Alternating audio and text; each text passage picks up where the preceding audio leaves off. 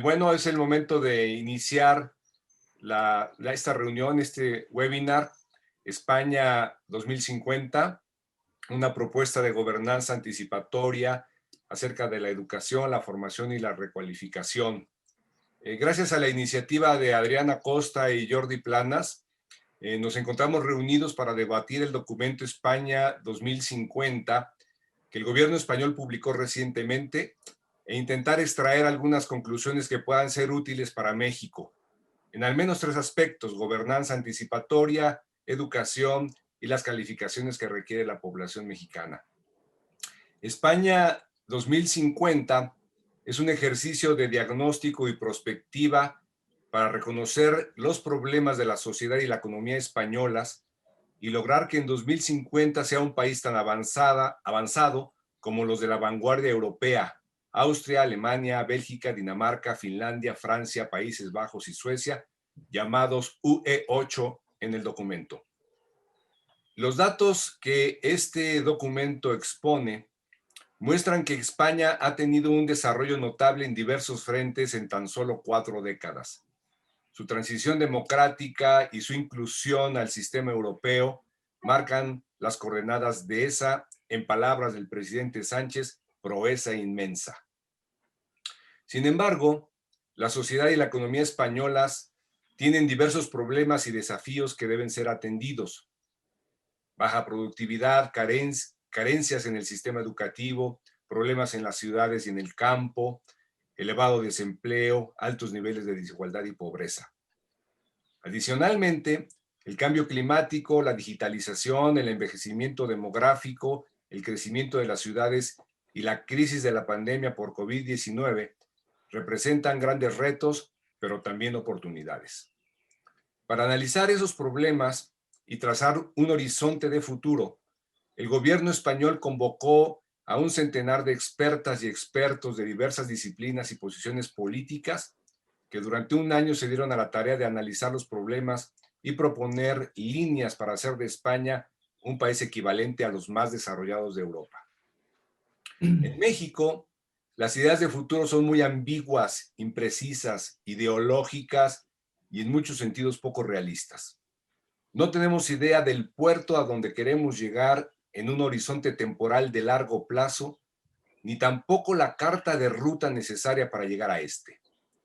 El gobierno está anclado en el pasado, ya sea para distribuir culpas de sus desaciertos o para evocar nostalgias, pero no ha presentado un plan realista, ordenado y coherente para encaminar el desarrollo de México.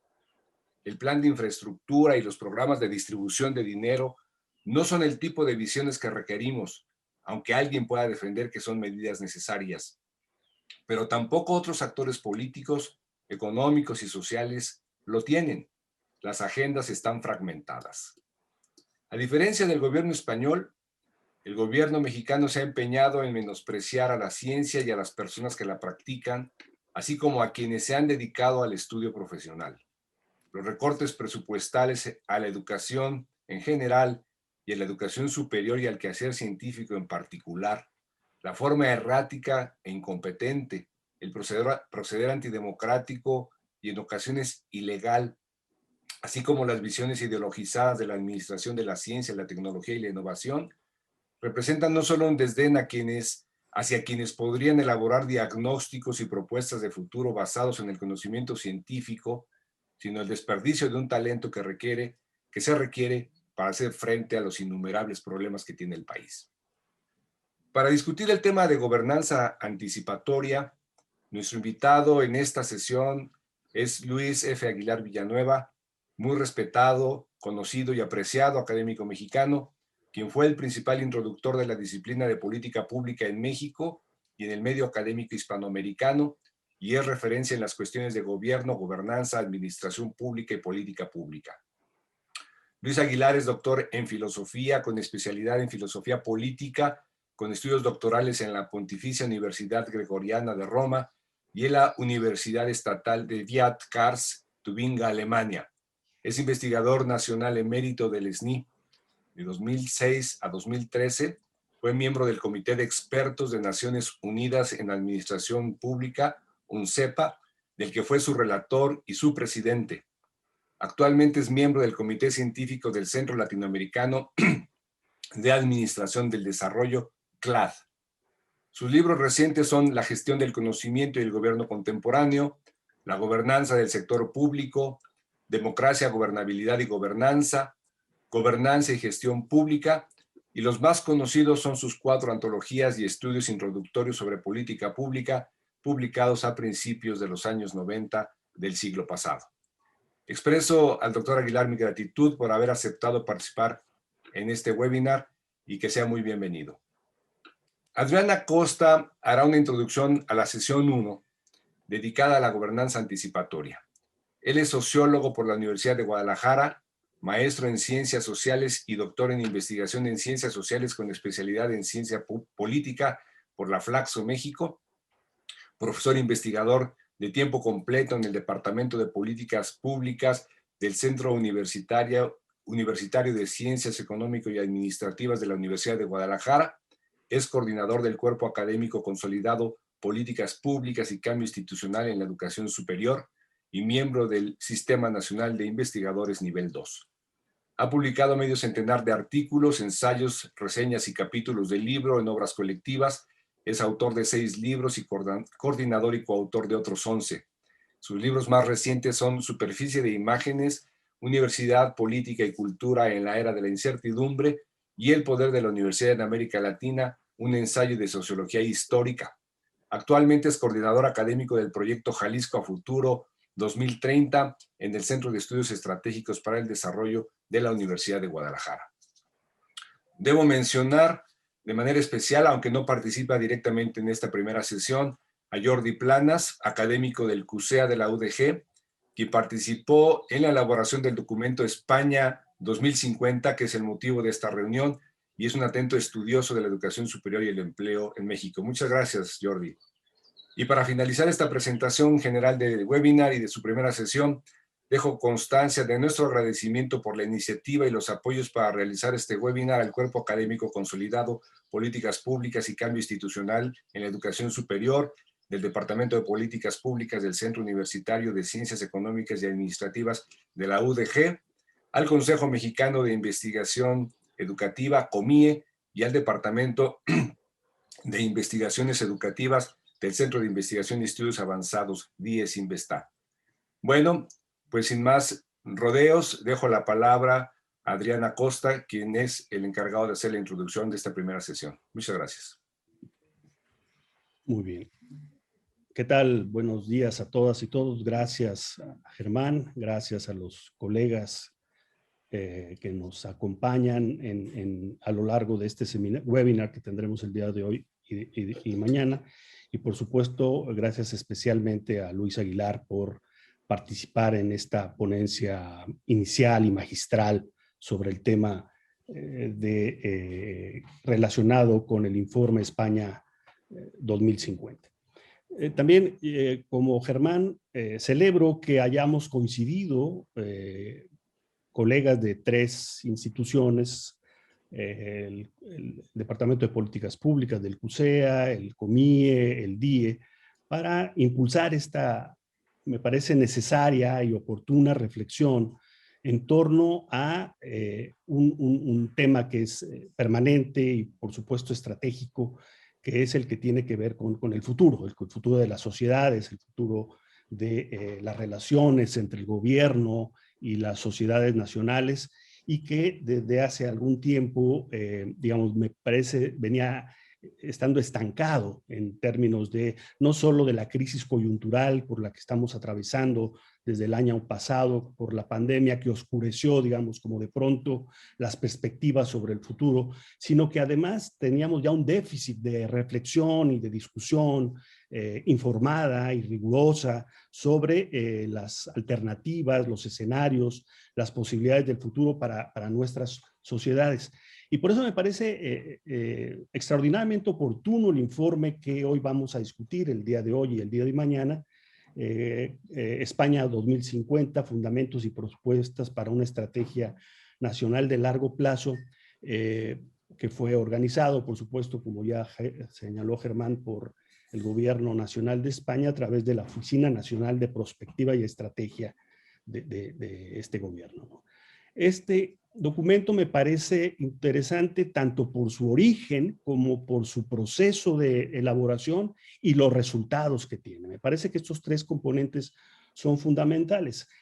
En su origen, porque es una iniciativa hecha por un gobierno, digamos, democrático, que convocó a más de un centenar de expertos de distintas disciplinas, de muy diversas disciplinas, diría yo, ¿no? De muchos campos de conocimiento, para interactuar y discutir en torno a las posibilidades del futuro español.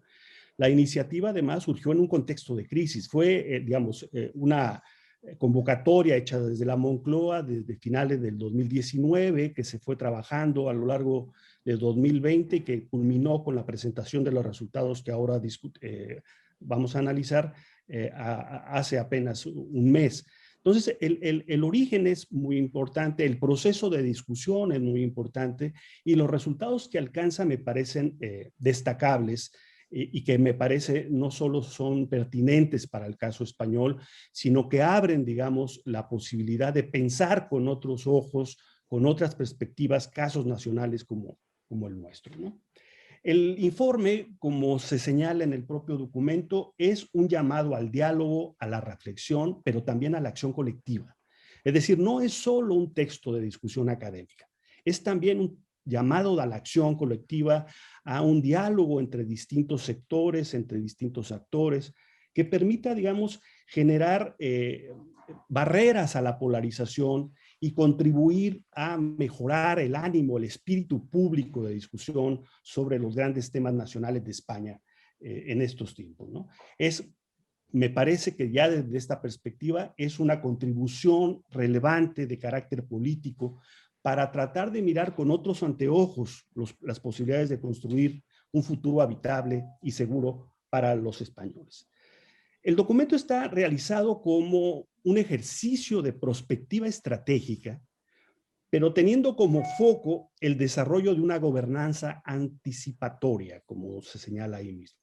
Este enfoque es una lente, digamos, que concentra la atención en la capacidad sistémica de gobiernos y sociedades para enfrentar formas de cambio aceleradas y complejas.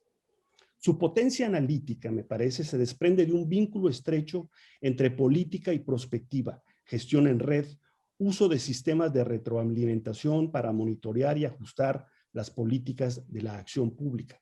La gobernanza anticipatoria se basa en sistemas masivos de procesamiento de información y de indicadores cuantificables basados en evidencia empírica para evaluar cumplimientos de metas y objetivos de las políticas.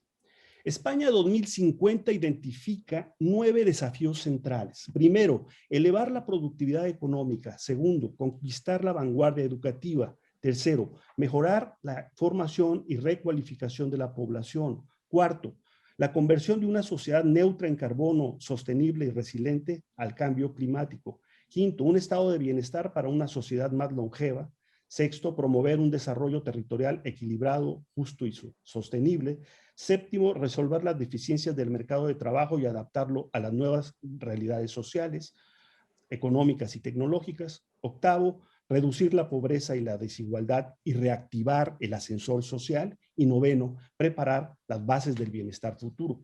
Estos 9 grandes desafíos, verdaderamente estratégicos, me parece, y me parece que bien justificados en el texto, persiguen 2 grandes objetivos. Primero, mejorar la comprensión de los desafíos y oportunidades sociales, económicas y medioambientales que enfrentará el país en las próximas décadas. Y segundo, generar a partir de un diálogo multiactor, yo subrayaría esto del diálogo multiactor, una estrategia nacional de largo plazo que permita fijar prioridades, coordinar esfuerzos y garantizar la prosperidad y el bienestar de la ciudadanía del futuro. A partir de estos 9 desafíos y de estos 2 grandes objetivos, el documento enumera más de 200 propuestas agrupadas en 12 ejes e identifica 50 objetivos e indicadores específicos que reúnen 3 características fundamentales. Primero, que sean cuantificables. Segundo, que sean ambiciosos pero realistas. Y tercero, que sean capaces de ser actualizables. Esto es lo que plantea el proyecto. El ejercicio y el proyecto, como también ya ha sido señalado por Germán, intenta colocar a España en el grupo de los 8 grandes de Europa, de la Unión Europea, ¿no? Y que le permitan competir y mejorar sus niveles de bienestar, su competitividad económica en términos globales y regionales. Eso me parece que es un elemento ambicioso, importante a destacar en medio de un contexto donde se han incrementado en los últimos años, como se reconoce en el diagnóstico del documento, la conflictividad social, se ha perdido la cohesión social, se han incrementado las tensiones políticas y se han aumentado las desigualdades económicas, sobre todo en lo que va del siglo XXI, ¿no? Entonces, esto me parece, estos elementos que nos proporciona la lectura del texto que vamos a discutir, me parece son importantes para el caso mexicano. Yo estoy convencido de que este tipo de ejercicios son fundamentales para alejarnos, digamos, de esta sensación de estar atrapados en el presente continuo, de estar digamos, hablando en un lenguaje de polarización en el que poco se entiende lo que se está discutiendo y donde no hay propuestas claras de mediano y largo plazo para el futuro del país. Por eso saludo las intervenciones que vamos a tener en las próximas sesiones de este webinar y estoy seguro que la intervención de Luis Aguilar nos proporcionará algunos elementos importantes para profundizar no solo en el contenido del informe, sino de las implicaciones que el informe tiene para el caso mexicano. Muchas gracias. Adelante, Luis. Pues muy buenas tardes, estimados colegas y amigos. Agradezco sinceramente la invitación de Germán y del CONIE a estar con ustedes en esta reflexión importante.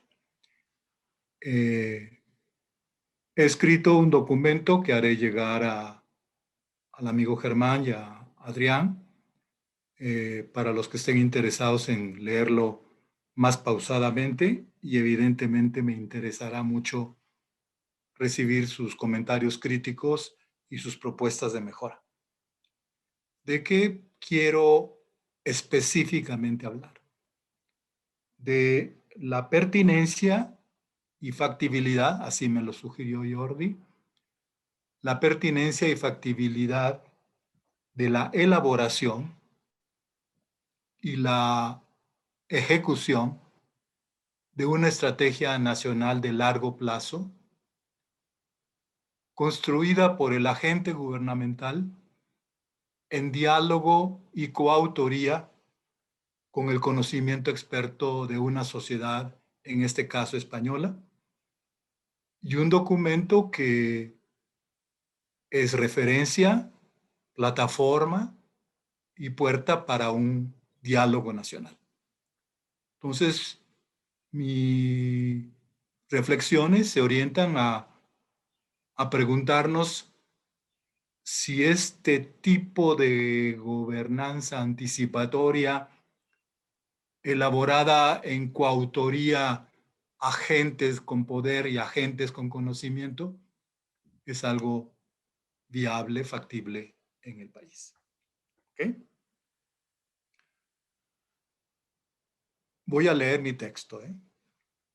A pesar de estos tiempos inciertos que vivimos personal y asociadamente, y a pesar de tantos proyectos e intentos de cambio social que hemos experimentado a lo largo de nuestras vidas, me alegra que existan pertinaces grupos de ciudadanos y de la clase política que quieren cambiar las cosas, que no toleran los costos y daños que ocasionan las incapacidades y desviaciones del establecimiento político, económico y social. Las experiencias que yo personalmente he vivido de planes, proyectos, reformas fallidas o desviadas podrían ser factores desincentivadores para continuar a creer en la posibilidad de los cambios.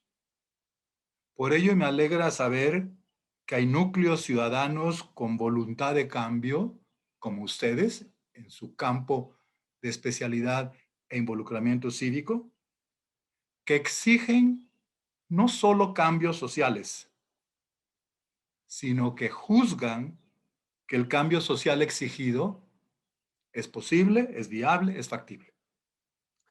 La cuestión crucial contemporánea no se ubica en la exigencia y la valía de la agenda del cambio, sino en su probabilidad real.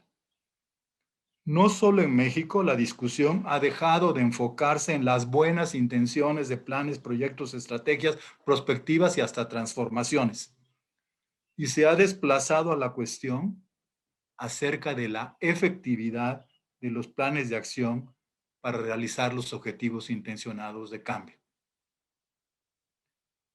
Arrastramos evidencias de que valiosas, justificadas, motivadoras visiones de sociedad se han desplomado por acciones inefectivas, por esa carta de ruta que señalaba Germán, inexistente o imperfecta, y no solo por acciones inefectivas, sino por agentes incompetentes o irresponsables.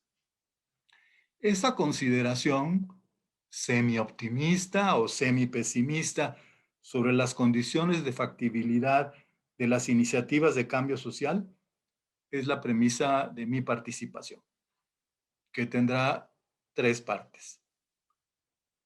La primera, relacionada con la propuesta de España 2050, planteo muy sucintamente la cuestión de la capacidad y efectividad directiva de los gobiernos democráticos actuales.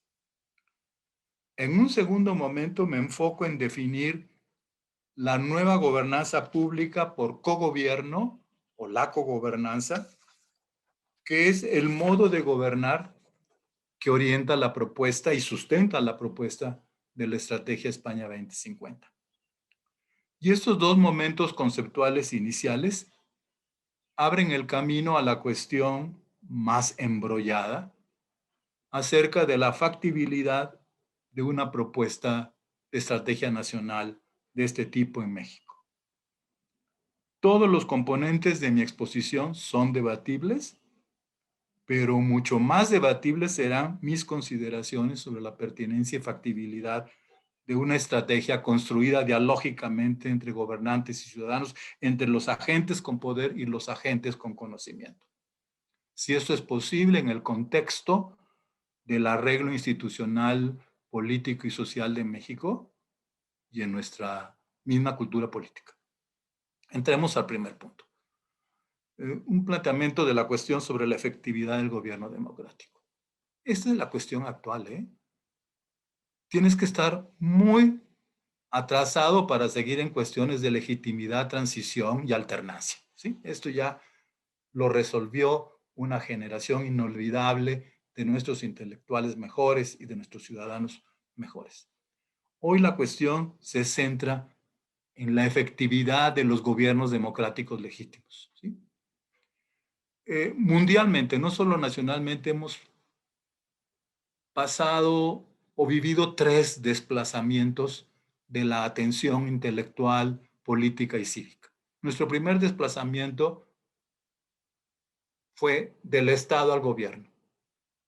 Una vez que construimos un Estado territorial y construimos muy inacabadamente un Estado de Derecho, la cuestión se desplazó hacia el gobierno o la conducción de ese Estado independiente que se ha construido. El segundo desplazamiento, que es el desplazamiento de nuestra generación y de generaciones anteriores, fue el desplazamiento de un gobierno autoritario del Estado a un gobierno democrático del Estado. ¿Sí? Años de la transición. Pero hoy, el asunto crucial mundial y nacional es el desplazamiento del gobierno a la gobernanza.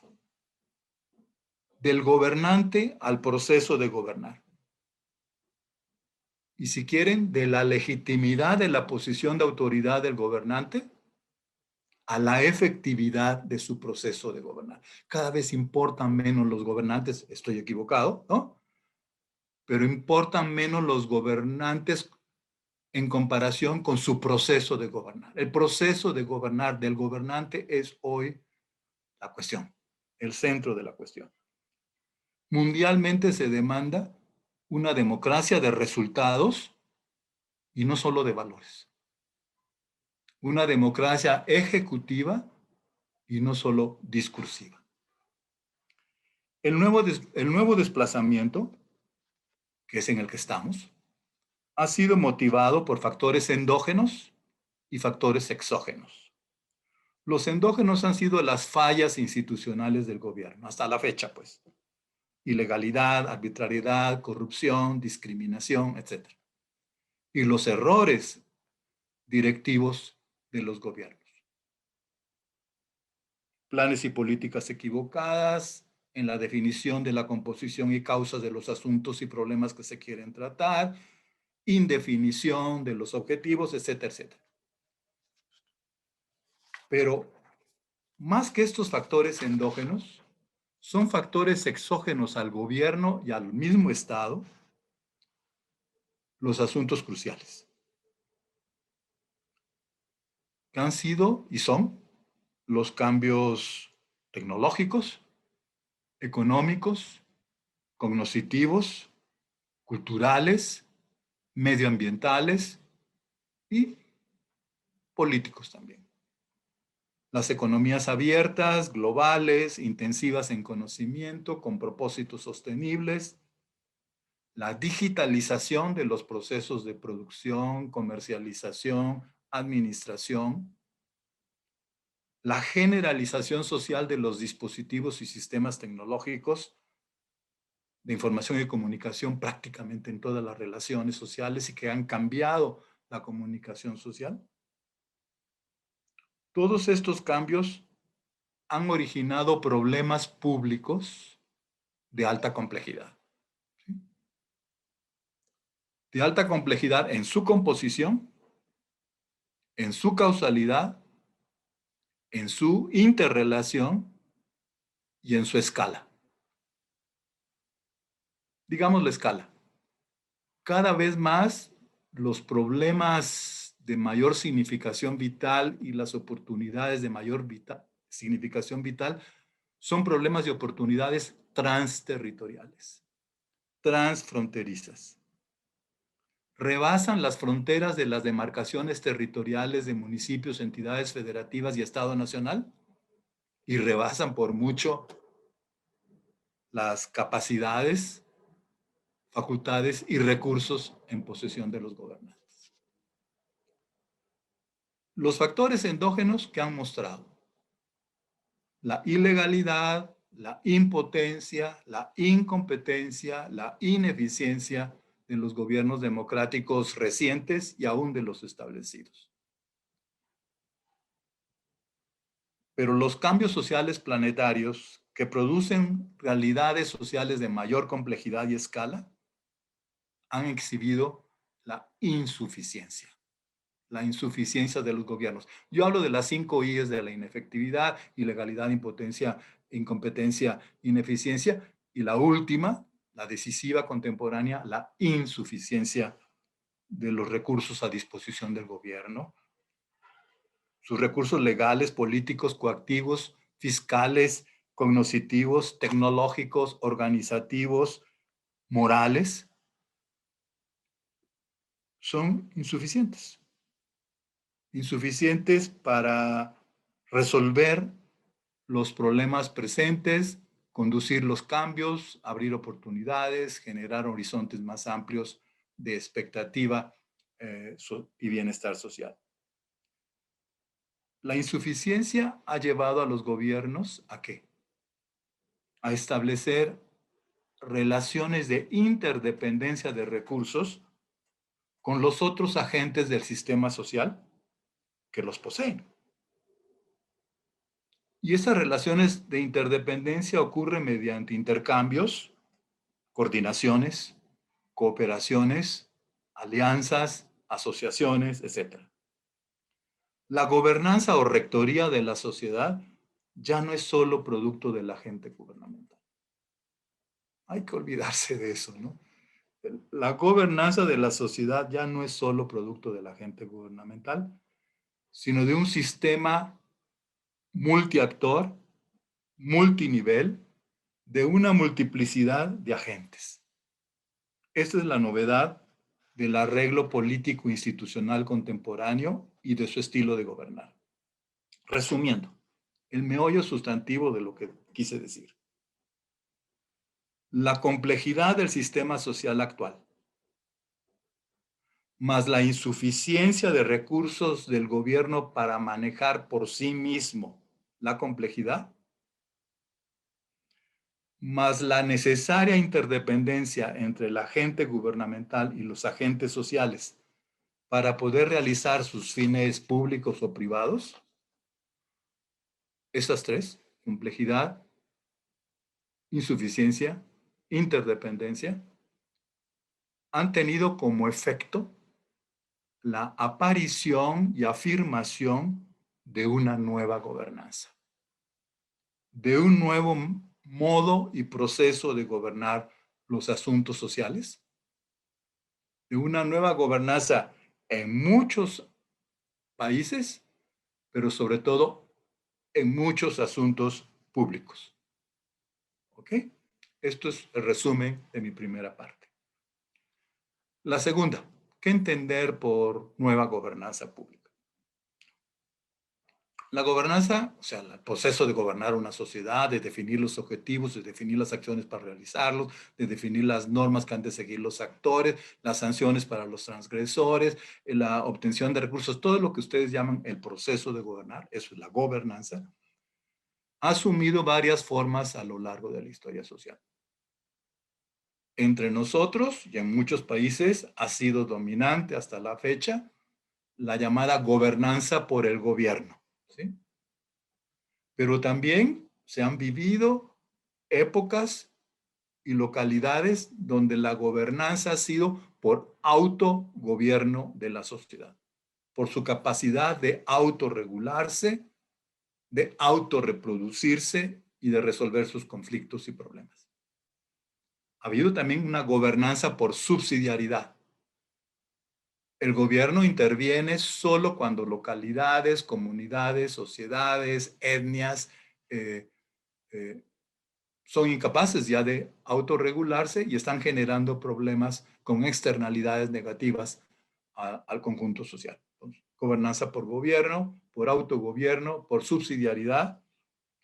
Pero hoy, el modo como la sociedad contemporánea se está gobernando o comienza a gobernarse en sus principales asuntos es el de cogobierno o de cogobernanza, que es un modo de gobernar colaborativo,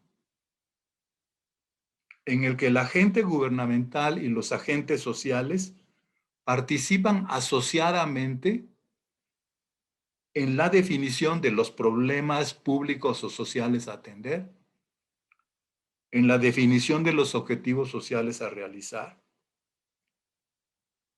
en la definición de las acciones conducentes para resolverlos y realizarlos, y que son también consocios en la ejecución de las acciones que han decidido. Hoy, lo distintivo, lo que está en evolución y en afirmación, es que gobierno y ciudadanía son coautores y corresponsables de la gobernación de la sociedad. El modo de la cogobernanza o del cogobierno surge y se ha afirmado una vez que el gobierno reconoció su insuficiencia para dirigir por sí mismo los cambios radicales económicos, etc.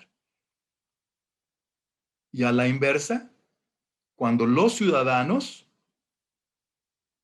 también reconocieron su insuficiencia de recursos y, por tanto, la necesidad e importancia de las normas políticas y servicios del gobierno. La conciencia del gobierno y de la ciudadanía sobre su insuficiencia de recursos, esto ha sido a lo largo de la historia, pero hoy es brutalmente reconocida y aceptada la insuficiencia.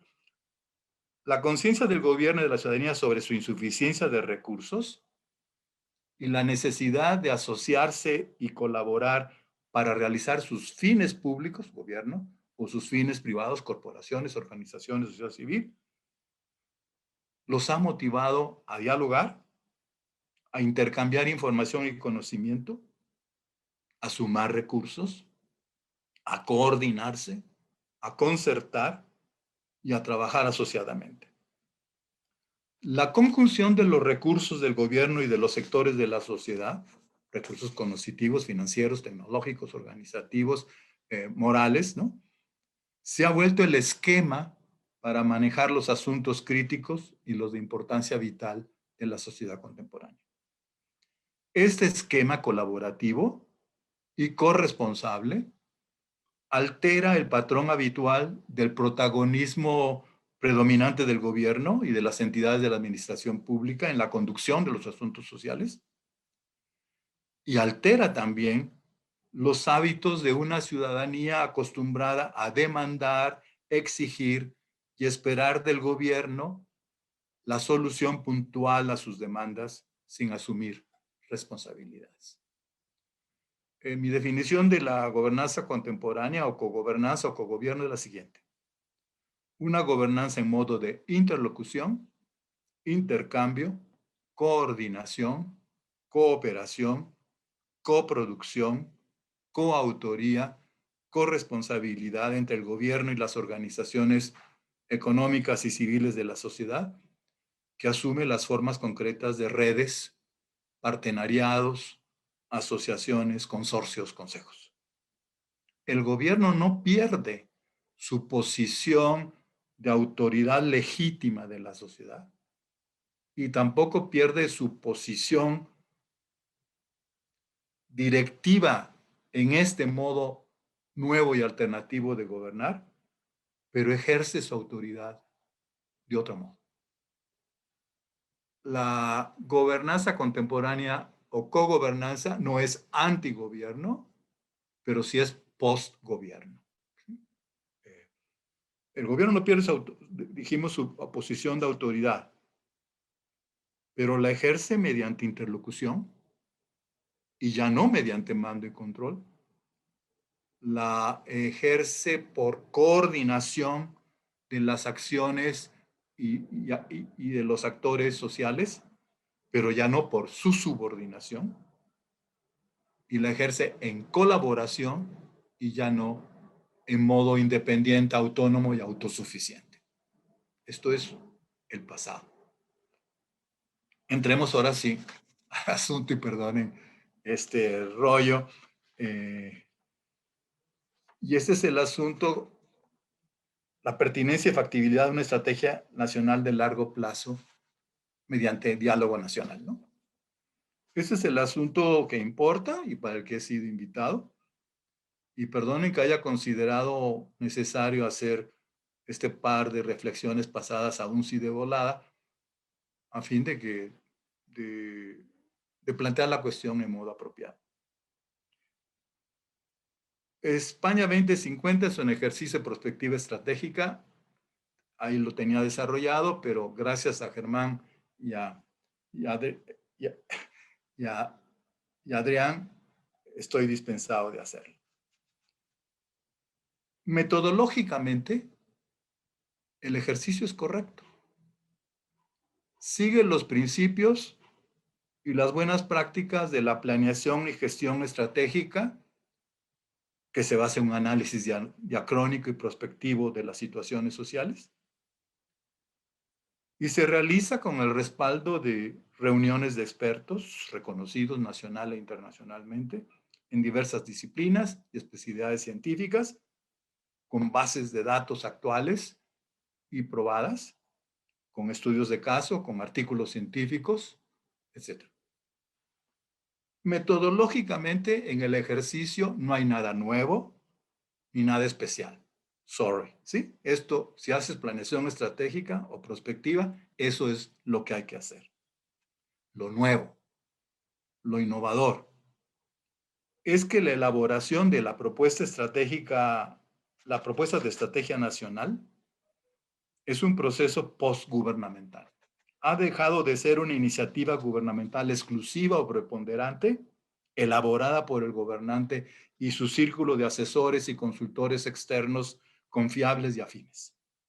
Ahora es un ejercicio y un producto de un diálogo multiactor que incluye las comunidades autonómicas españolas, en nuestro caso las entidades federativas, las empresas, los centros de conocimiento o tanques de pensamiento, como otros llaman, y personalidades que son reconocidas en sus campos, sindicatos, organizaciones civiles, y evidentemente para el tema educativo los sindicatos es un agente a estudiar e incorporar, ¿no?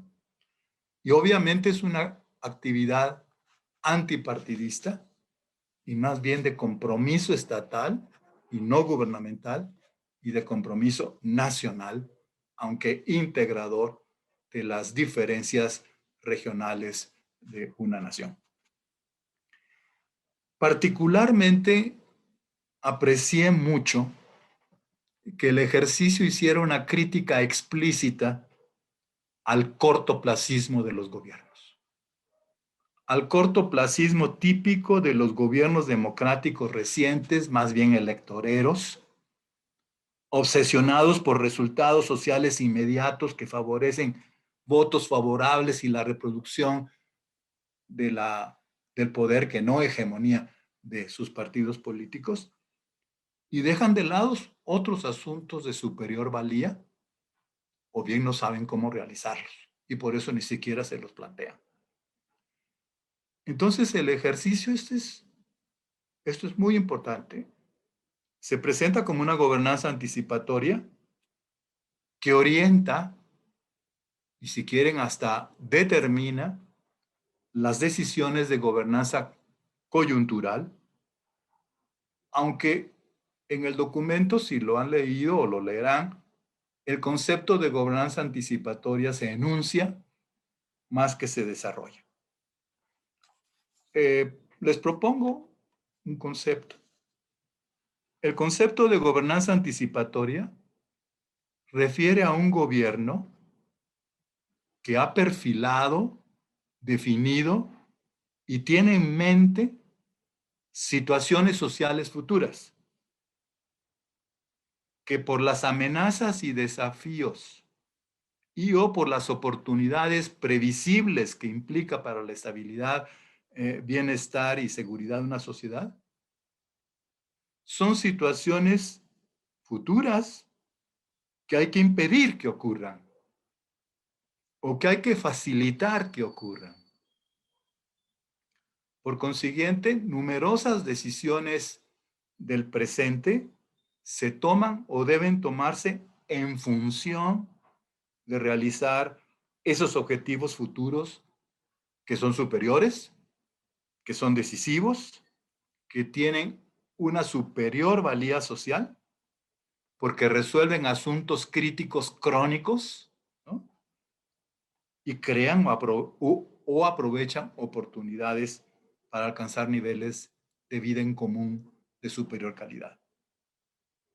La gobernanza anticipatoria se basa en el supuesto y en la evidencia que las decisiones de gobernanza que dan respuesta a la variedad de los asuntos y demandas presentes e inmediatas de la sociedad tienen sentido, utilidad y efectividad si son funcionales. Si se las piensa, diseña y ejecuta como un tramo o un eslabón de una cadena causal que es necesaria para elaborar,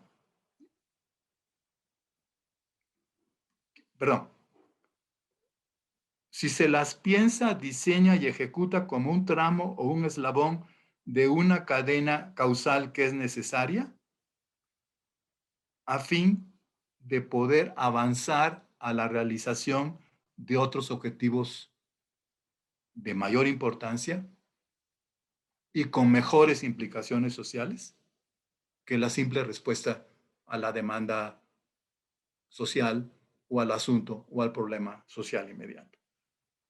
Se trata pues de un gobierno inteligente que tiene ordenados los objetivos de la conducción social, que sabe cuáles son los fines últimos y los fines intermedios, los fines prioritarios y los fines secundarios, los fines decisivos y los fines funcionales.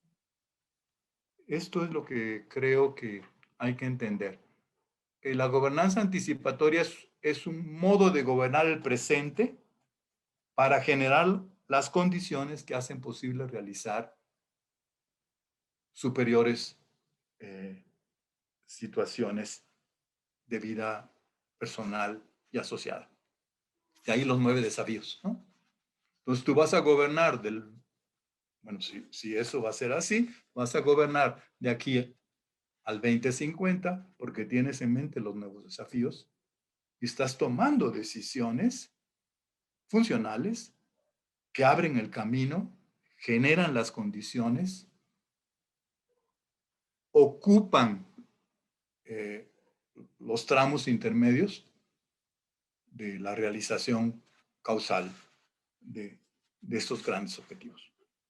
Bueno, entro ahora al asunto medular y escabroso de la pertinencia y factibilidad de este ejercicio.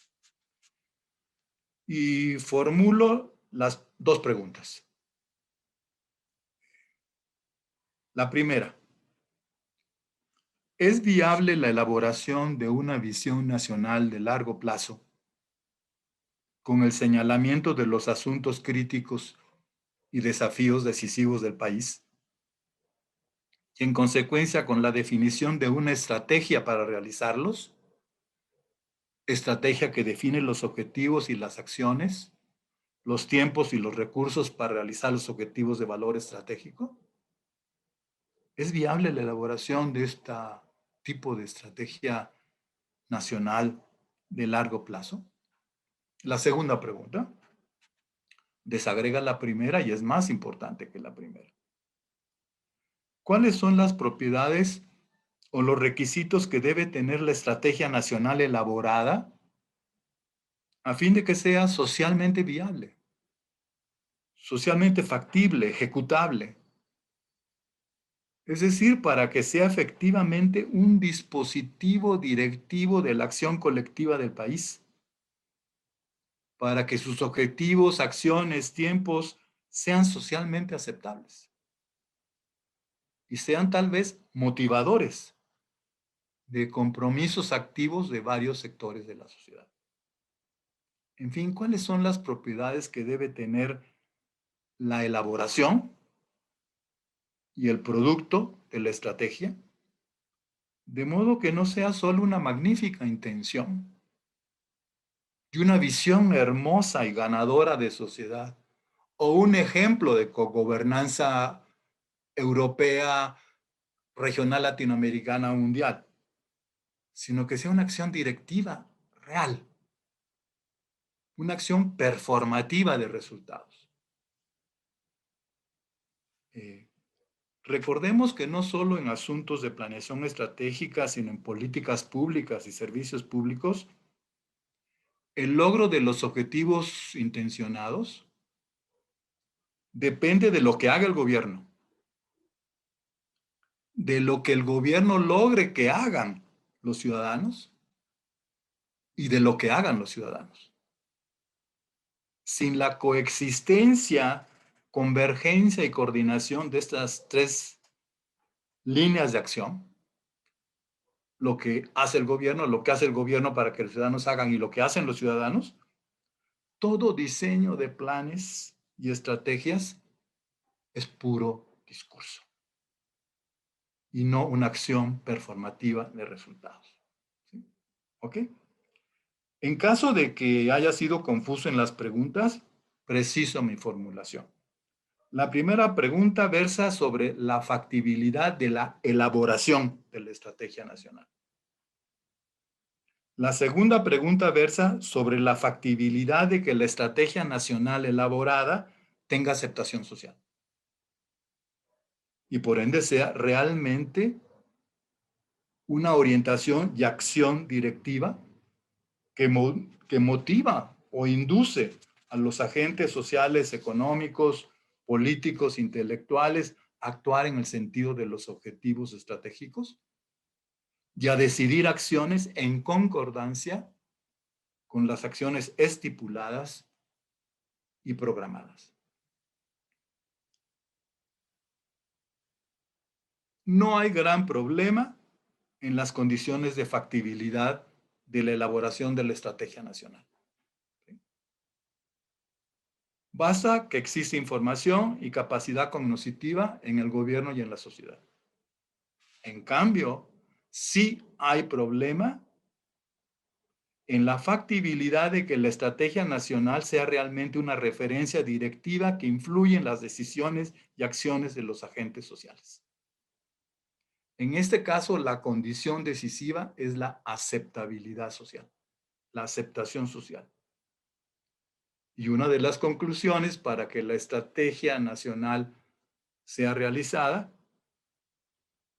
se relaciona con el modo como se ha elaborado la estrategia, con el perfil de los actores que han participado en la elaboración de la estrategia, con los criterios o reglas que han seguido los participantes en la elaboración de la estrategia al presentar sus datos, sus análisis, sus propuestas, aclarar dudas, responder objeciones, procesar las críticas, etc. Conjeturemos algunas respuestas a las dos preguntas.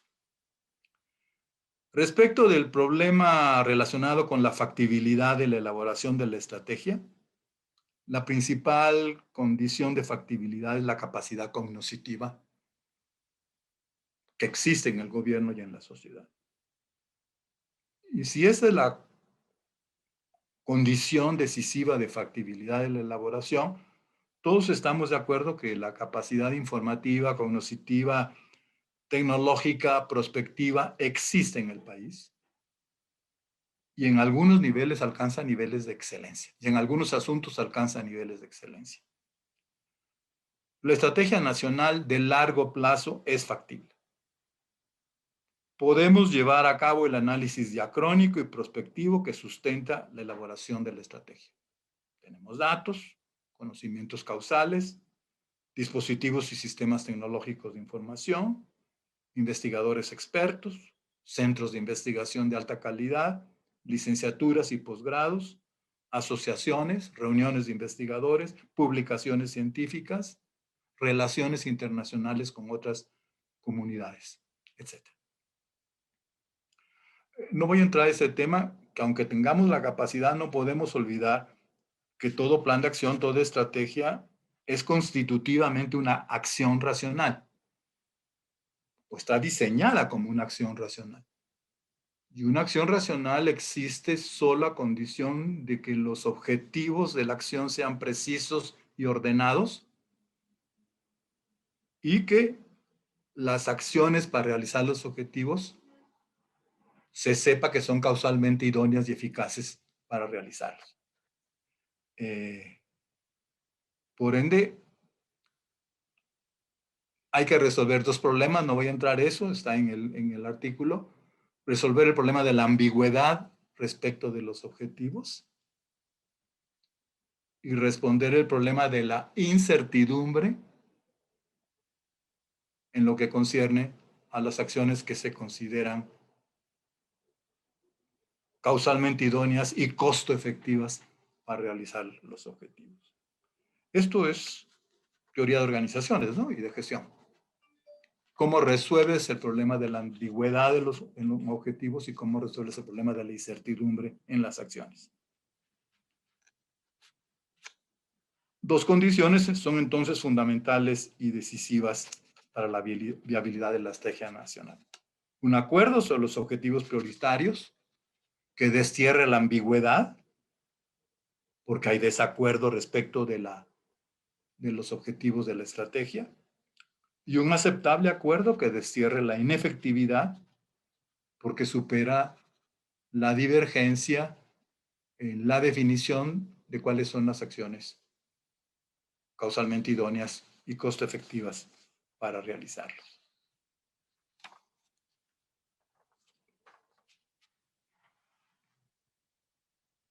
Esto es simplemente la condición de factibilidad de una estrategia nacional de largo plazo. Punto. Otra cosa es preguntarse sobre la condición de factibilidad de que esta estrategia nacional de largo plazo, como la de España 2050, sea coproducida en primer momento por gobierno y conocimiento experto, y en un segundo momento coproducida por el conjunto diferenciado y políticamente independiente y plural en sus diferencias de una sociedad. Y ahí vamos a entrar al final, ¿no? Entonces, no hay problema en elaborar una estrategia nacional a largo plazo. Miren, en México existen todas las posibilidades para hacerlo y hacerlo muy bien. Nuestro problema es sobre las condiciones de factibilidad de que esto ya no sea solo un rollo del gobierno, ¿no? Con su círculo de asesores, con los representantes de organizaciones sociales que les son afines, con contrataciones de consultores que les son afines, o que bien no van a poner en riesgo sus utilidades diciendo cosas contrarias, sino que sea una elaboración y un producto multiactor. Actores políticos, actores económicos, actores sociales civiles y actores sociales sindicales y aún actores sociales religiosos. ¿Sí? Ok. Entremos al segundo punto. La respuesta a la segunda pregunta es mucho más difícil. La corrección normativa y cognoscitiva que puede tener la estrategia nacional de largo plazo es condición necesaria para su efectividad directiva, pero no es suficiente. Quiero ser más preciso. Dijimos que la estrategia nacional de largo plazo es posible, es factible, existen las condiciones.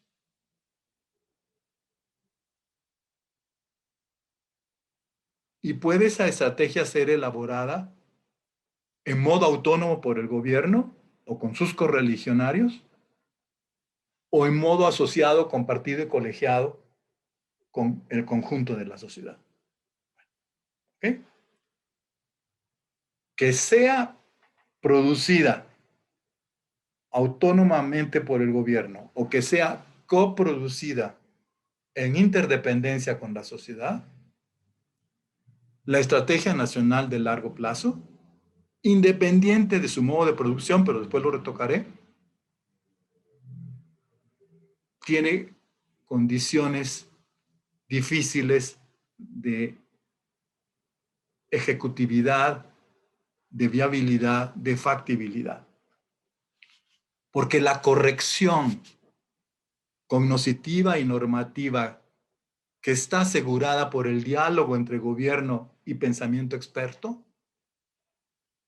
es una condición necesaria para la efectividad directiva de la estrategia, pero es insuficiente. Para que la estrategia elaborada sea una actividad directiva, social, real, tiene que tener la capacidad de motivar o inducir a los agentes sociales a que aprueben y acepten sus objetivos y a que aprueben y acepten sus campos y líneas de acción. De nada sirve la estrategia cognoscitivamente fundada con rigor, informada y elaborada dialógicamente si no interesa a la sociedad, si no es aceptable por la sociedad. o por lo menos no es aceptada por los agentes sociales decisivos en el funcionamiento económico, cultural, ambiental, etcétera, de una sociedad. La aceptabilidad social de la estrategia, aún si metodológica, teórica e informativamente perfecta, es la condición de su viabilidad y factibilidad. La aceptabilidad social es la condición de su viabilidad y factibilidad. Es el factor que hace que transite de ser un documento ejemplar a ser la orientación directiva, encuadradora, encausadora de la actividad del sistema social. Creo que esto lo tienen ustedes bien pensado. Ahora, ¿cuáles son las condiciones de la aceptabilidad social en una sociedad contemporánea, abierta, plural, diferenciada, libre, etcétera? ¿Cuáles son las condiciones de que una estrategia nacional de largo plazo, coproducida dialógicamente con pensamiento experto, camine, sea acción directiva y no un documento de intención directiva?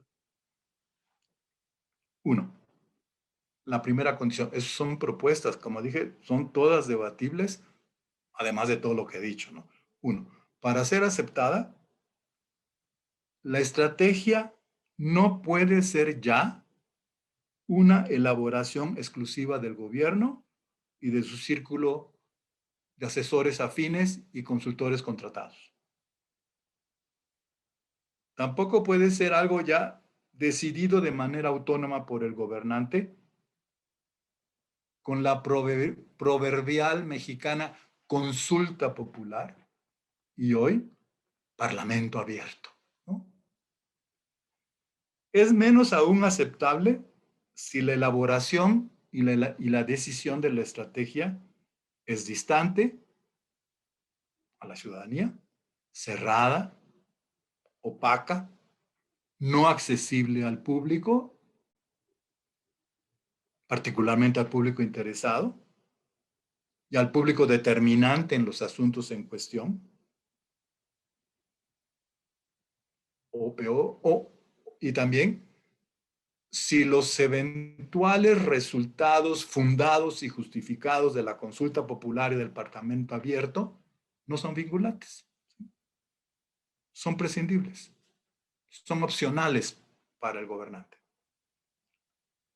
Este estilo de gobernanza de la sociedad sin la sociedad, ese estilo de gobierno de la sociedad sin la sociedad, pues destina contemporáneamente a cualquier estrategia, plan de acción o política pública a ser una acción directiva inefectiva e ineficaz. Será un documento publicable, pero no ejecutivo, no performativo. Dos, segunda condición. La elaboración de la estrategia, como lo demuestra España 2050, debe ser la expresión y el producto de una gobernanza por cogobierno, de una cogobernanza en la que participan agentes gubernamentales, otros agentes públicos, políticos, económicos, civiles, intelectuales, locales, nacionales e internacionales. La coautoría o la coproducción de la estrategia suele suceder en diversos niveles o grados.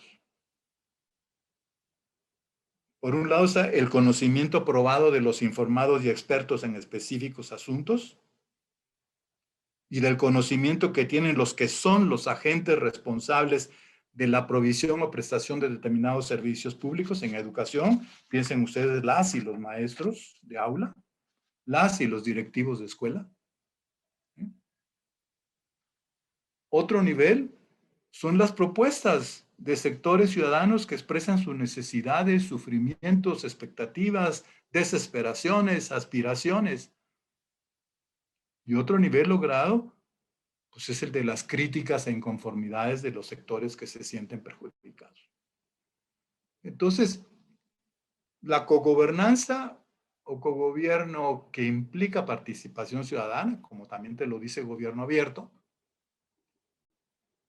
tiene que aceptar que hay diversos niveles y grados de participación ciudadana. Unos son los 600 grandes intelectuales del país, otros son los millones de connacionales desesperados en sus situaciones de vida y que no tienen conocimiento, pero sí te hablan de sus vivencias, de sus condiciones de vida o de las causas que ellos creen que provocan sus condiciones de vida. Un tema de causalidad, si quieres, más relativo y acotado, pero es lo que te pueden decir. Pero también hay otro nivel de participación ciudadana, de informados o desinformados, de gente con razones o sin razones, que cuestionan el plan de acción, etcétera, etcétera. Entonces, tenemos participaciones vivenciales, testimoniales, que deben ser recogidas, respetadas y procesadas. Y también tenemos participaciones analíticas de sujetos conocedores, los mejores del país, y también tenemos participaciones críticas. De todos modos, este tipo de gobernanza debe institucionalizarse y no ser solo decisiones optativas de determinados gobiernos interesados en el tema o resultados de presiones de ciudadanos influyentes. Tercera condición muy importante. En la cogobernanza, para la aceptabilidad social, es clave el perfil de los coautores, de los cogobernantes, de los participantes en las decisiones directivas, sean estratégicas u operativas. Los coautores deben tener un perfil preciso y ese perfil ha de ser comprobable y validable por sus trayectorias personales, profesionales o políticas. Las propiedades principales del perfil de los coautores, de los participantes, ¿cuáles son las que ustedes pueden suponer? Institucionalidad. Que sean gente y su trayectoria personal, profesional y cívica lo muestra, que sean gentes que observan las normas o que han promovido reformas regulatorias para superar los defectos de las normas. Institucionales en el sentido noble, no en el sentido común y corriente, ¿no? Observantes de la ley, pues. 2. Deben ser perfil de gente con integridad, no corrupción, no aprovechamiento particularista y excluyente de bienes, servicios y oportunidades públicas. Integridad. Otro, representatividad social o representatividad política. Que esto es una propiedad determinante, decisiva. No me interesa que en una estrategia nacional educativa de educación o de formación y recualificación de la fuerza de trabajo, los que están participando no sean representantes genuinos, pues. Otra capacidad cognitiva, que están informados del asunto, del problema, que tienen conjeturas causales, que tienen proyecciones sobre la evolución probable del asunto, que sean técnicamente fiables. Después, otra característica del perfil es la credibilidad discursiva. La gente ya no acepta mentiras, ya no acepta simulaciones, ¿no? Ya no acepta rollo o choro, ¿no? Como se dice, ¿no? Credibilidad discursiva e independencia política del gobernante. que sean involucrados políticamente, pero políticamente independientes, ¿no? Son improcedentes e impiden la factibilidad de la estrategia nacional los participantes ilegales, corruptos, ajenos o impuestos como representantes de los sectores sociales, desinformados, ignorantes, no representativos o subordinados a los altos mandos en modo abierto o en modo oculto. Bueno, pues fue lo que quise decirles. Perdonen mis dudas y perplejidades. Yo sí considero difícil llevar adelante una estrategia nacional de largo plazo para nuestro querido México, si es elaborada dialógicamente con el conocimiento experto y con las organizaciones sociales representativas. Y lo veo difícil por el arreglo institucional y por una cultura política de hiperpresidencialismo, de centralismo nacional, de limitado control de la actuación del Poder Ejecutivo, de dependencia gubernamental necesaria de numerosos sectores sociales en asuntos que son cruciales para su supervivencia y la dignidad de sus vidas. Y por la inefectividad directiva de los gobiernos que tienden a esperar y demandar subordinación del conocimiento al interés político y que además se sienten incómodos con la pluralidad y la diferencia. Obviamente, la estrategia nacional de largo plazo debe ser explicada y justificada ante la ciudadanía. Su fundamentación cognoscitiva de difícil cuestionamiento ayuda a una información persuasiva, a una explicación persuasiva y a una justificación persuasiva. Pero sabemos, sobre todo porque como creo que la mayor parte aquí presentes somos académicos e investigadores, sabemos que no necesariamente las buenas razones son generalizables y son aceptables por determinados actores sociales con intereses y objetivos específicos. Es necesario el trabajo paciente de producir los consensos fundamentales a fin de que la estrategia nacional integre las diferencias justificadas, las diferentes perspectivas, preferencias y propuestas. De todos modos, en el 2050, tanto la querida España como el querido México vivirán los humanos otros problemas, nuevos problemas, tendrán diversas aspiraciones y diseñarán nuevas estrategias. No hay una última palabra. Eso nos ha enseñado la ciencia a la que hemos dedicado nuestras vidas.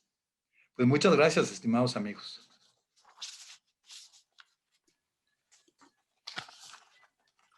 Muchas gracias, doctor Aguilar, por su muy interesante reflexión sobre los problemas para construir una estrategia de largo plazo y las implicaciones que tendría y características que tendría o debería tener para su factibilidad una gobernanza anticipatoria.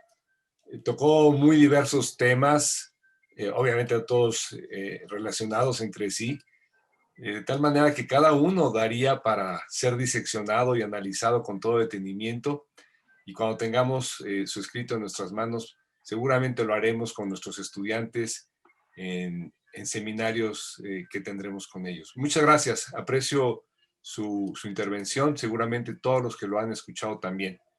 Toca ahora entonces el turno para que ya sean nuestros panelistas o el público que está presente, le hagan algunas preguntas.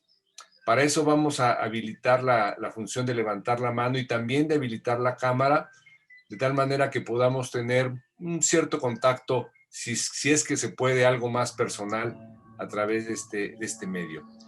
También tenemos un registro de las preguntas que se están haciendo a través de la transmisión en el Facebook, en la cuenta del COMIE, y a esas les voy a dar lectura para que usted pueda responderlas.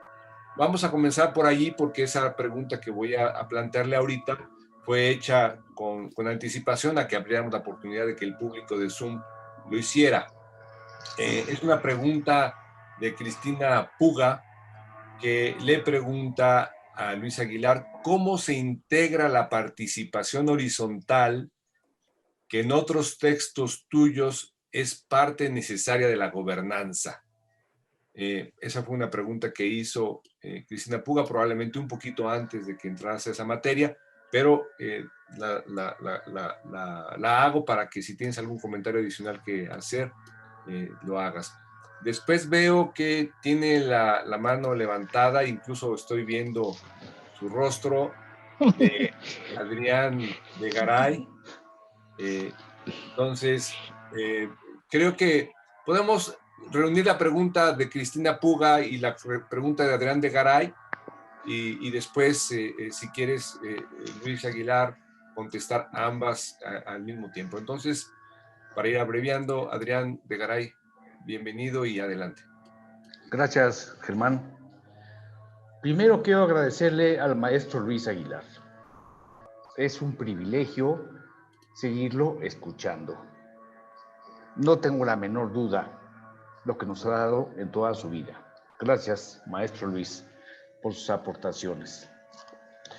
Fíjense que ayer platicaba con Jordi, maestro Luis, me puse a revisar, así googleando, las reacciones de los españoles al documento. Usted decía, maestro, la aceptación social. Claro, yo vi artículos de periódicos, reacciones, y hay serias críticas a la propuesta. Uno, en términos políticos. Este gobierno no ha hecho nada, no tiene propuesta, y ahora se saca un documento al 2050 para flotar. Esa es una zona de discusión de los partidos políticos.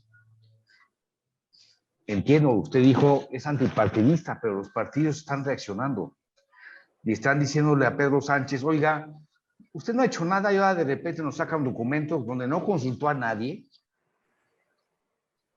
Debo decir, y usted lo ha reiterado, nadie de los que leí critica al equipo de trabajo. Todos dicen un equipo espléndido. Pero hay reacciones, maestro Luis. ¿Cómo trabajar con esa aceptación social cuando empieza a haber reacciones de carácter político? También vi varios documentos, no voy a hablar de ellos, podremos hablar en la tarde y mañana, sobre capítulos específicos, más de carácter científico o técnico, ¿no? Oigan, ustedes hacen el diagnóstico tal y sus propuestas, pero se les olvida tal, ¿no? Entonces quisiera saber cómo reaccionar ante eso, maestro Luis. Primer asunto. Hay un cuestionamiento fuerte que tiene que ver con leyes en España de la participación de mujeres. No solo que el documento carece de una perspectiva de género, sino de los que participaron en el documento. Depende de capítulo a capítulo, pero en promedio, según leí, es el 32%, cuando que por ley debe ser el 36%. Ya hay varios capítulos donde es del 20% o del 22%. O sea, la perspectiva de género está ausente en el documento. Y por último, maestro Luis, y le vuelvo a agradecer su participación. Pregunta de estudiante. No entendí su diferencia entre gobernanza y cogobernanza. ¿La gobernanza no incluye cogobernanza? No entendí ese concepto, maestro Luis. Si me puede aclarar. Muchas gracias y gracias Germán, gracias Adrián, gracias Jordi. Listo, colega. Muy bien, pues gracias a ti, Adrián. Tenemos entonces ya la pregunta de Cristina y las tres preguntas que lanzó Adrián de Garay. Así es que, por favor, doctor Aguilar Villanueva, tiene usted la palabra.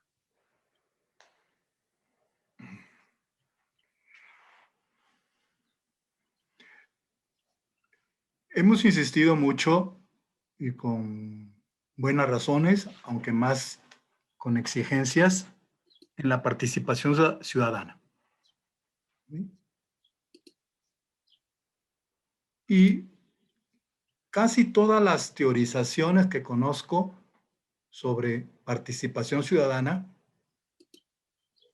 los puntos y acentos críticos se centran en el gobierno más que en los ciudadanos. No quiero hablar del pueblo bueno y sabio, ¿no? Pero sí hay una idea muy optimista de la ciudadanía, ¿no?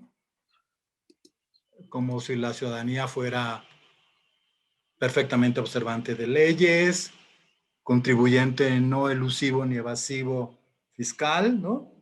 Como si tuviera cuidado esmerado de los bienes y servicios públicos.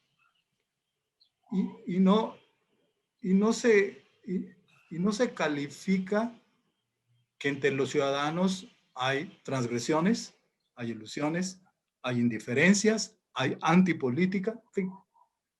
Entonces, hay que insistir en la participación ciudadana, pero hay que empezar a precisarla. Creo que es importante la institucionalización de la participación ciudadana. ¿Y qué entiendo por institucionalización? Que de manera consensuada se produzcan leyes de participación que determinen los tipos de la participación, los grados y niveles de la participación, que determinen el perfil de los participantes, que determinen las reglas de la participación. Por ejemplo, ¿cuál es el número suficiente para hablar de que eso es una consulta popular o una consulta ciudadana, ¿no? ¿O cuáles son las reglas que hay que seguir para determinar que eso sí fue un auténtico ejercicio de parlamento abierto y no una tomadura de pelo, ¿sí? Entonces, sí, hay que determinar tipos, niveles de participación, perfil de los participantes, las reglas y requisitos de la participación, diálogos racionales o no diálogos racionales, exhibición de evidencias, prueba de datos, comprobación de cálculos de efectos y costos. Hay que empezar también a definir eso y creo que la institucionalización puede poner orden en la participación. Y ya no me acuerdo cómo definí participación horizontal, si la definí en oposición a lo vertical. Puede ser, porque hay mucha participación inducida y promovida por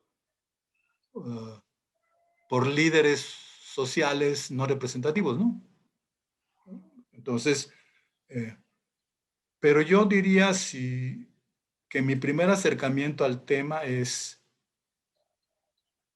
un concepto fuerte de participación ciudadana, pero ya institucionalizarlo a través de esas reglas, requisitos, normas, buenas prácticas, perfiles, etc. Okay. En el caso de Adrián, y te saludo que hace muchísimos años que no te veía, ¿no? Muchísimos.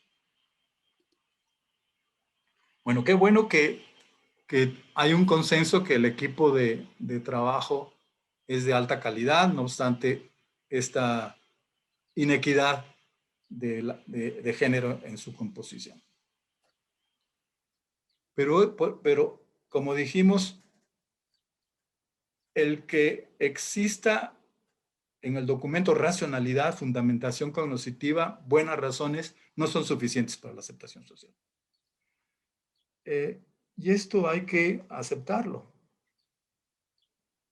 De entrada, mi premisa es, espero que sea aceptable, es que la unanimidad en la sociedad jamás ha existido y menos existirá ahora. No podrá haber unanimidad.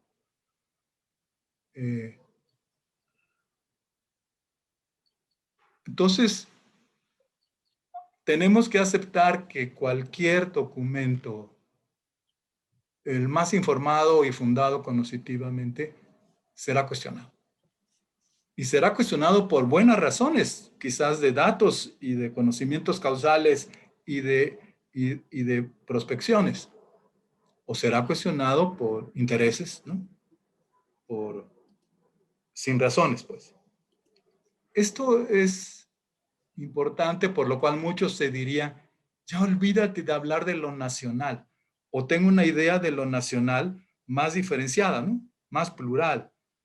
Y entonces, más que objetivos precisos, principios fundamentales de acción. No me quiero meter en esos detalles porque sí lo haría, pero no es el momento y no estoy equipado para hacerlo de manera argumentada.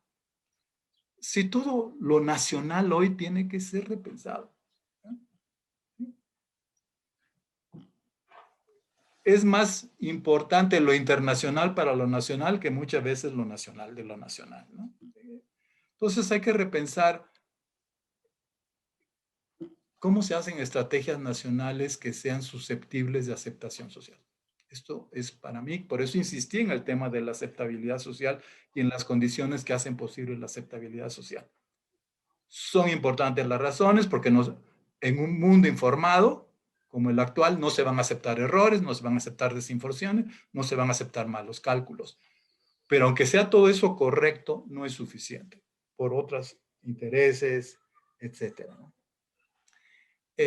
Ahora, yo sí creo que el trabajo que tiene 2050, y lo creo que no lanza el diálogo nacional sin candor, pues, creo que sería muy candoroso si estaban esperando el aplauso, ¿no? Unánime de una sociedad tan regional y culturalmente diferenciada como es la española, ¿no? Pero sí creo que hay que informar, no va a ser el libro, ¿no? O el documento, hay que informar, hay que explicar, hay que justificar. Esas son las 3 tareas de un gobierno abierto en interlocución con sus ciudadanos. Y ver también cuál es la calidad de las críticas y de las inconformidades. Y mi experiencia en México es que hay muchas críticas e inconformidades que simplemente las registras y que Dios nos encomiende, porque esto no es procesable ni cognitivamente ni políticamente, y adiós, ¿no? Que eso también los gobiernos tienen que empezar a poner puntos finales, ¿ya? ¿Sí? Hasta acá llegamos y no vamos a seguir, ¿sí? Los españoles han tratado esto con la expresión el buenismo político, ¿no? Yo creo que somos muy buenistas, ¿no? Hay que poner punto final a ciertas cosas. Decir, usted no tiene razón. Y que aunque en las columnas políticas el otro día te apedreen, hombre, tienes que tener el hígado de un gran estadista y un político para mandarlos al diablo. Pues sí. Y no tienes que aceptar transgresiones. Y el recurso coactivo es un recurso necesario y justificado ante transgresiones que son dañinas, que crean daños físicos, agresiones a las libertades, vidas, propiedades, etc. No quise tocar ese tema, pero porque la estrategia nacional sigue siendo muy optimista en las posibilidades del gobierno, ¿sí? Sigue todavía pensando que es un conductor de la sociedad, no obstante que ya es un conductor en coautoría con otros autores. Okay. Pero aquí sí, no me quiero emocionar porque sí sacaría mis prejuicios y mis malestares, ¿no? Entonces, ok. Gobernanza y cogobernanza. Gobernanza es el proceso de gobernar, ¿no? Es el proceso mediante el cual gobierno y sociedad definen valores fundantes, principios, normas fundamentales, definen los objetivos estructurales y los objetivos coyunturales de una sociedad. Y además de eso definen las normas de organización de la sociedad, las normas que hay que seguir en las relaciones sociales, definen las acciones que se consideran efectivas para la realización de los objetivos, definen los recursos que se requieren para poder realizar esos objetivos, salvaguardar esos valores y asegurar la observancia de esa norma. Eso es el gobernar, ¿no? Pero ha habido muchos modos de gobernar. Es lo que lo dije muy rápido. En nuestro caso, de mis abuelos, el de mis padres y el mío, hasta los años 70, fue una gobernanza por el gobierno, ¿sí? Es el gobierno el que tiene el rol exclusivo o predominante de estas actividades. ¿Por qué? Porque el mayor o menor rol del gobierno o el mayor o menor rol de la ciudadanía depende de sus capacidades y recursos que tienen, ¿no? No entre eso. Pero sí partamos de la idea de que la gobernanza por el gobierno surge naturalmente en sociedades débiles, ¿no? En sociedades conflictivas, divididas, retrasadas, improductivas, irresponsables, ¿no? Por lo cual se requiere una gente que ponga orden, ¿no? Una gente que conduzca, una gente que diga estos son los valores, estos son los objetivos y estas son las acciones. Y la sociedad es tan débil, pues que serán ahí unos cuantos, ¿no?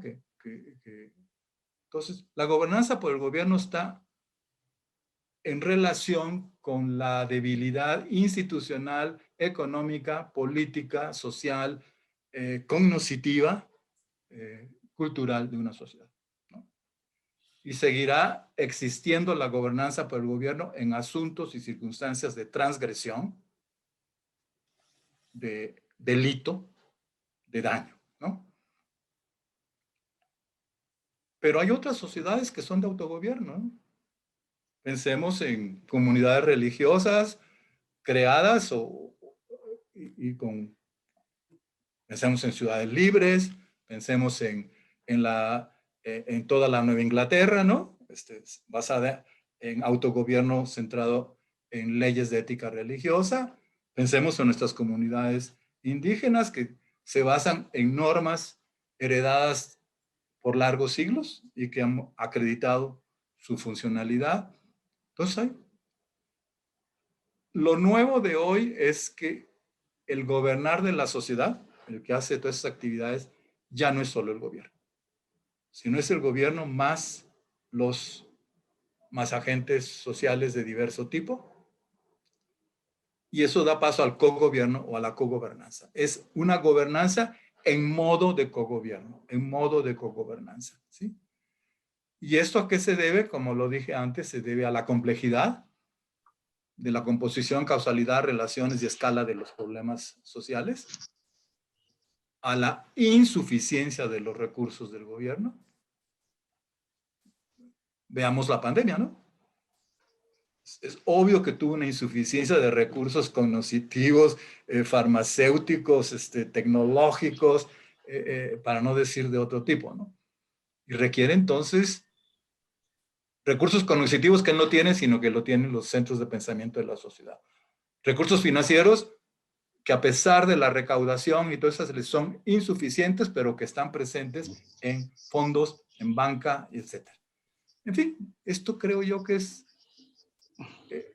somos una sociedad de seres independientes en nuestras decisiones, pero interdependientes en la realización de nuestras decisiones. Y eso es lo que da paso a la cogobernanza. Somos independientes y felizmente interdependientes. Y por eso existe la sociedad y todavía aceptamos vivir en sociedad. Gracias, maestro. Sigo aprendiendo de usted. Gracias, Germán. No, hombre, gracias a ti también por participar. Gracias por la amplitud de la respuesta que nos ofreció el doctor Aguilar. Estoy revisando que aquí no tenemos todavía alguien más que haya levantado la mano, así es que, ya tenemos. Alfredo, por favor.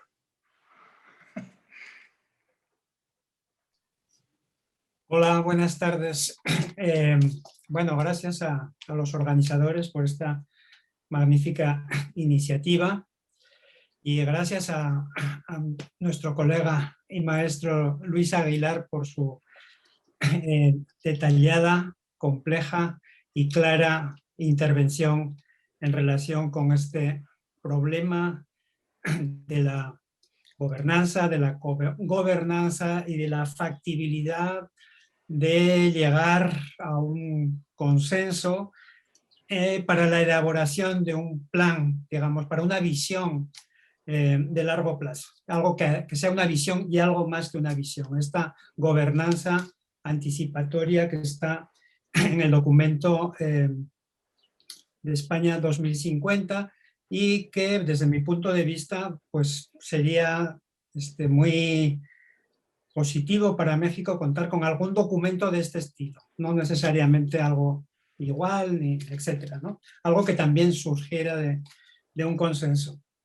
Bueno, en relación con la exposición de Luis, yo quisiera preguntarle respecto a estas dos fases que al final él señaló, ¿no? La fase de elaboración de un documento, de un plan de este tipo, y la fase de aceptación social, ¿no? Por parte de los actores sociales, que deben ser múltiples, plurales, etcétera. Y él, en la fase de elaboración, comentaba que en México tenemos la capacidad cognoscitiva y, por ejemplo, el conocimiento técnico, la posibilidad, digamos, de llegar a diseñar, a escribir, a planear un documento al estilo de España 2050.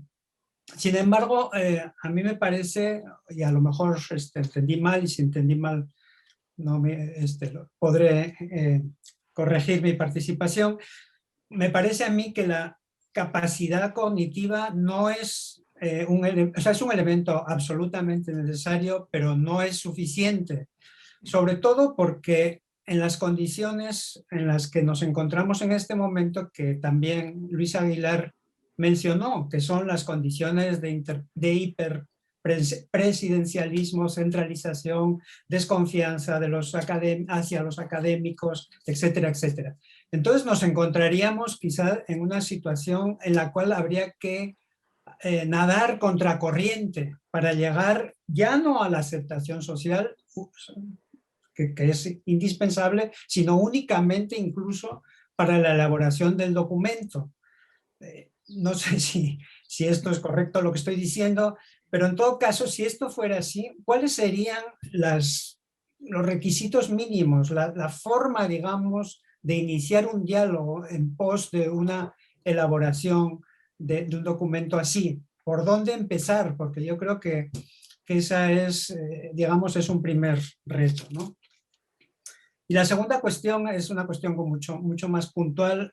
Me llamó la atención la insistencia en la idea de la efectividad del gobierno democrático.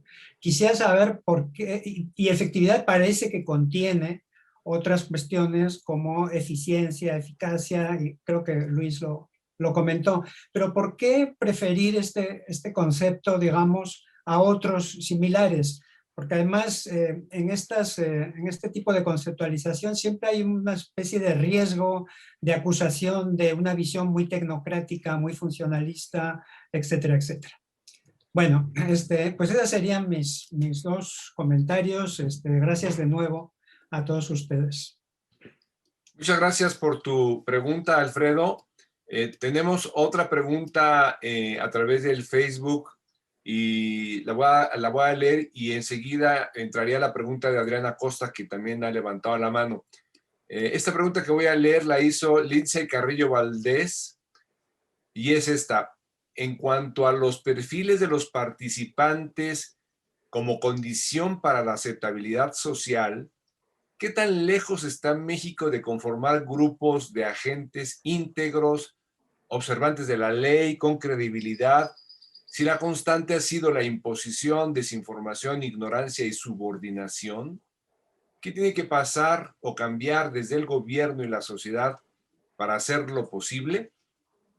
Bueno, esta es la pregunta de Lindsay Carrillo. Le daremos ahora la palabra a Adrián, y ya con eso se reúnen un grupo de 3 participaciones, de 3 preguntas, para que el doctor Aguilar pueda extenderse en ellas. Adelante, Adrián. Sí, creo que el planteamiento que hace Luis nos obliga, digamos, a pensar algunos elementos clave. Y yo estaba, digamos, pensando en la lógica en que fue articulada y el sentido que tiene el ejercicio de España 2050, en esta claridad y esta capacidad cognoscitiva que se refleja en el contenido del documento. El problema es cómo traducir eso en acciones, es decir, en política pública, ¿no? Es decir, me gustaría escuchar de Luis, porque eso ocurre frecuentemente. Cuando uno piensa, por ejemplo, en los planes nacionales de desarrollo de México, ¿no? Es decir, que tenemos una tradición desde los años 80 pensando en programas sexenales o planes sexenales, ¿no? Pero luego siempre hay una brecha entre esto y la formulación en modo de gobierno, en modo de cogobernanza, de la implementación. Es decir, ¿qué digamos, dificultad o complejidad adicional agrega el proceso de la implementación o instrumentación de las grandes líneas de acción que plantea España 2050 o cualquier otro, además en un periodo, digamos, de largo plazo? Estamos hablando de 30 años, ¿no? De acciones que sostenidas tendrían que tener el efecto de acercar la realidad española a la realidad imaginada en el documento, ¿no? Es el tema de la implementación, de la instrumentación, de las acciones como proceso y como resultado.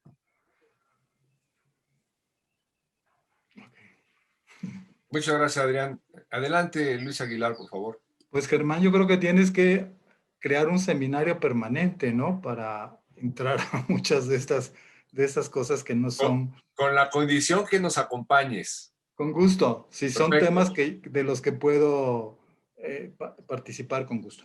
Gracias. Adelante. Mira, Alfredo, yo sí estoy desde hace muchos años metido en el tema de la efectividad del gobierno, ¿sí? Y considero que hay 2 imperativos, la legitimidad y la efectividad de todo gobierno, que son necesarios. Que no hay efectividad, no podrá haber jamás efectividad si hay ilegitimidad, pero si hay legitimidad, no necesariamente hay efectividad, porque la legitimidad hace referencia a normas jurídicas, éticas, etcétera, ¿no? Mientras la efectividad hace referencia a normas cognitivas, ¿no? Efectividad remite a causalidad, ¿no?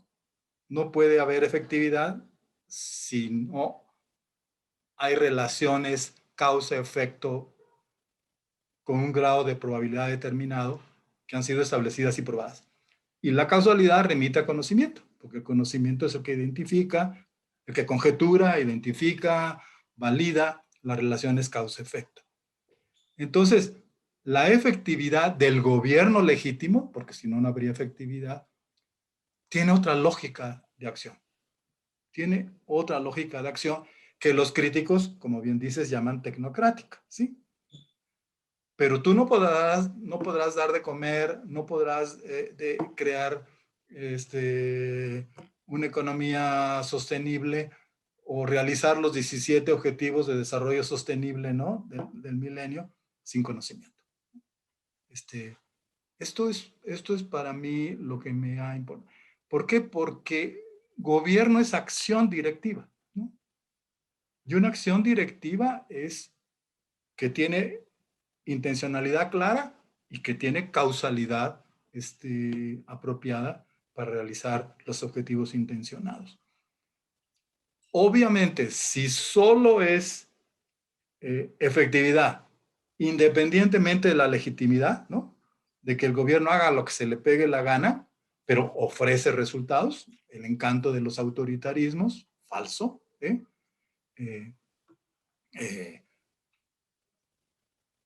sí es objeto de crítica. Un énfasis unilateral y exclusivo en la efectividad, descuidando la ilegitimidad, no procede. Y no solo no procede, sino más temprano que tarde se vuelve inefectivo por el rechazo social a decisiones que son contra libertades, contra culturas establecidas, etc. yo sí hablo de las 5 I's, ¿no? Ilegitimidad, impotencia. Muchos de nuestros gobiernos de la transición fueron impotentes, carecían de los recursos, ¿no? No solo financieros, sino legales, políticos, morales. Incompetencia. Hay gobiernos que tienen los recursos, pero que son incompetentes analítica y calculadoramente. Ineficientes. Son competentes, pero realizan los objetivos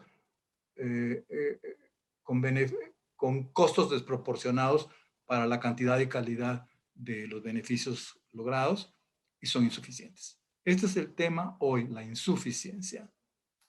Si consideras que el gobierno es suficiente, vayámonos a gobernanza por gobierno. Entonces regresemos a Cárdenas, regresemos a quién, a Salinas, regresemos a todos los planificadores de este país. Es lo que sí te diría, ¿no? Pero coincido y comparto contigo el punto de que nuestra capacidad cognitiva, tecnológica, informativa, es una potencialidad, ¿no? Es una probabilidad que no ha encontrado las condiciones adecuadas para volverse acto, ¿no? Diciéndolo aristotélicamente, para pasar de la potencia al acto. Tenemos la potencia cognitiva, la potencialidad cognitiva, pero estamos bloqueados. No se aprovecha o no se aprovecha a cabalidad o no se aprovecha de manera sistemática, ¿no? Entonces, en eso sí estoy de acuerdo y que creo que el gran trabajo es cómo crear esas condiciones, y créame que no las sé o inventaría, y que sobre todo se tendrían que consensuar, ¿no?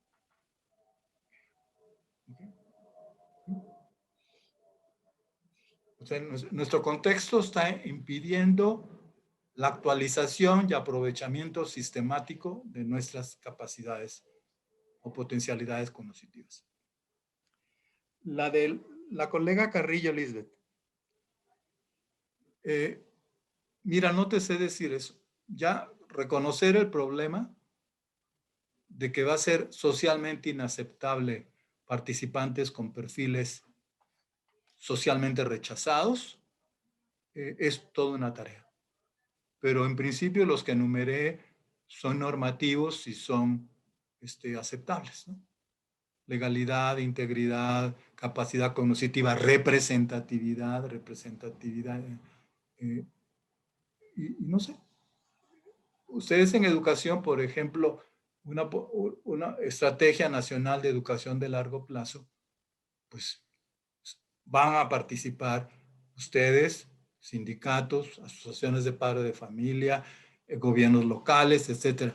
Entonces, todos ellos tienen que tener perfiles. Regresamos al tema planteado por Puga, ¿no? ¿Cuál es el perfil de la participación ciudadana en general y en particular en las acciones de gobierno? Adrián, ¿cuántas acciones ellos tienen? 500 acciones, ¿no? En España 2050, ¿cuántas acciones son? ¿200 o 500? 200. ¿200? Sí, 200 propuestas. 200 propuestas.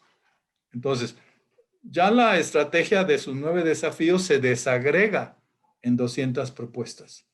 Y esas propuestas todavía algunas son generales, ¿no? Si lo vimos.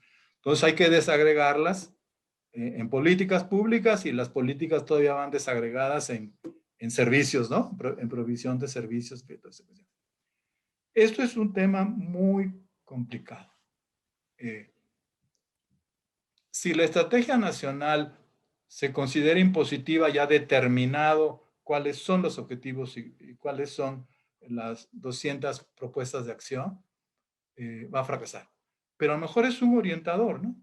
Es un dispositivo directivo de carácter orientador, que te orienta en que exista una desagregación coherente, congruente, sin incompatibilidades y contradicciones con los objetivos estratégicos mayores de los desafíos, ¿no? Ahora bien, eso de la desagregación es el lío y no entré, porque la desagregación es la que provoca problemas de ambigüedad en el ordenamiento de las preferencias de los objetivos, y la desagregación es la que provoca incertidumbre en la decisión de cuáles son las políticas, las acciones, los servicios, los recursos necesarios para realizarlos. ¿Sí? Véanlo bien, todos coincidimos en la valía humana y social de los grandes principios constitucionales, ¿no? Cuando comenzamos a desagregarlos en leyes o cuando desagregamos las leyes en políticas, empiezan las ambigüedades, ¿no? Unos prefieren este valor en esta circunstancia más que el otro valor, ¿no? O determinado este valor, unos prefieren ese objetivo más que otro objetivo. Y entonces hay discusiones muy fuertes. Piensen, se han estado en universidades y están en universidades, la ambigüedad que hay entre dirigentes, docentes y estudiantes respecto de los objetivos de planes de estudio, ¿no? Unos prefieren estos objetivos más que otros u ordenan estos objetivos de otra manera que otros. Prefieren A más que B y C, mientras hay otros que prefieren C más que A y B. En fin, el tema de la ambigüedad significa generar acuerdos a través del diálogo racional o a través de reglas de decisión, etc. Y una vez que eventualmente nos pusimos de acuerdo en los objetivos que hemos ido desagregando con congruencia lógica y axiológica, entra el tema de la incertidumbre. No tenemos en todos los asuntos, en todas las demandas, datos, conocimientos tan completos, tan comprobados, que no debería haber discusión, ¿no?, sobre las acciones a seguir. Hay incertidumbres. Hay tema de racionalidad limitada, ¿no?, para decirlo con Simon, ¿sí? Y ¿sabes qué extrañé o no sé, no lo leí bien, en la estrategia de España, que me gustó mucho, y en otras estrategias nacionales, que no se toman jamás en consideración a los cisnes negros, ¿no? Sí estamos de acuerdo. O sea, nadie piensa que van a ocurrir cosas en sentido contrario a todas las intenciones y con daños terribles, ¿no? ¿Sí? Hay cisnes negros, ¿eh?